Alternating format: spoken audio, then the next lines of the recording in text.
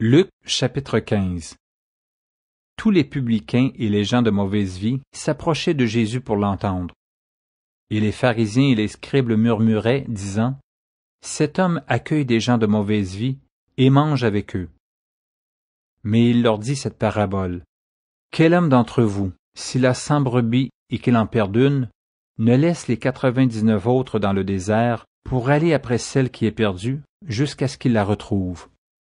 Lorsqu'il l'a retrouvée, il la met avec joie sur ses épaules, et de retour à la maison, il appelle ses amis et ses voisins et leur dit, « Réjouissez-vous avec moi, car j'ai retrouvé ma brebis qui était perdue. » De même, je vous le dis, il y aura plus de joie dans le ciel pour un seul pécheur qui se repent, que pour 99 justes qui n'ont pas besoin de repentance.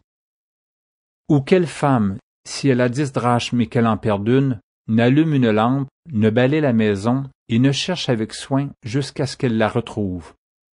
Lorsqu'elle l'a retrouvée, elle appelle ses amis et ses voisines et dit, « Réjouissez-vous avec moi, car j'ai retrouvé la drachme que j'avais perdue. » De même, je vous le dis, il y a de la joie devant les anges de Dieu pour un seul pécheur qui se repent.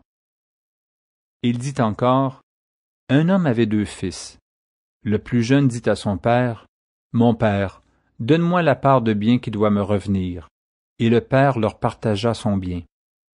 Peu de jours après, le plus jeune fils, ayant tout ramassé, partit pour un pays éloigné où il dissipa son bien en vivant dans la débauche.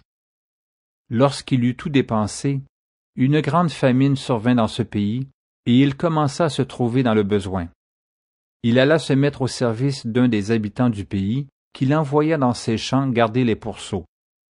Il aurait bien voulu se rassasier des carouges que mangeaient les pourceaux, mais personne ne lui en donnait. Étant rentré en lui-même, il se dit, « Combien de mercenaires chez mon père ont du pain en abondance, et moi ici, je meurs de faim. Je me lèverai, j'irai vers mon père, et je lui dirai, « Mon père, j'ai péché contre le ciel et contre toi. Je ne suis plus digne d'être appelé ton fils. Traite-moi comme l'un de tes mercenaires. » Et il se leva et alla vers son père. Comme il était encore loin, son père le vit et fut ému de compassion. Il courut se jeter à son cou et le baisa. Le fils lui dit, « Mon père, j'ai péché contre le ciel et contre toi.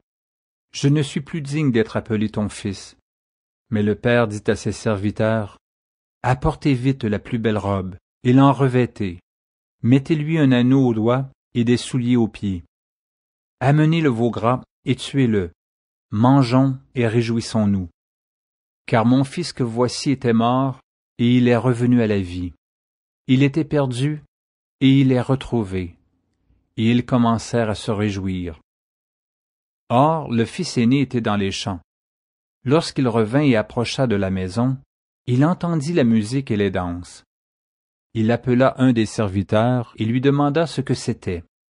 Ce serviteur lui dit, « Ton frère est de retour, et parce qu'il l'a retrouvé en bonne santé, ton père a tué le veau gras. » Il se mit en colère et ne voulut pas entrer. Son père sortit et le pria d'entrer. Mais il répondit à son père, « Voici, il y a tant d'années que je te sers, sans avoir jamais transgressé tes ordres, et jamais tu ne m'as donné un chevreau pour que je me réjouisse avec mes amis. Et quand ton fils est arrivé, celui qui a mangé ton bien avec des prostituées, c'est pour lui que tu as tué le veau gras. » « Mon enfant, lui dit le père, tu es toujours avec moi, et tout ce que j'ai est à toi. Mais il fallait bien s'égayer et se réjouir, parce que ton frère que voici était mort, et qu'il est revenu à la vie, parce qu'il était perdu, et qu'il est retrouvé. »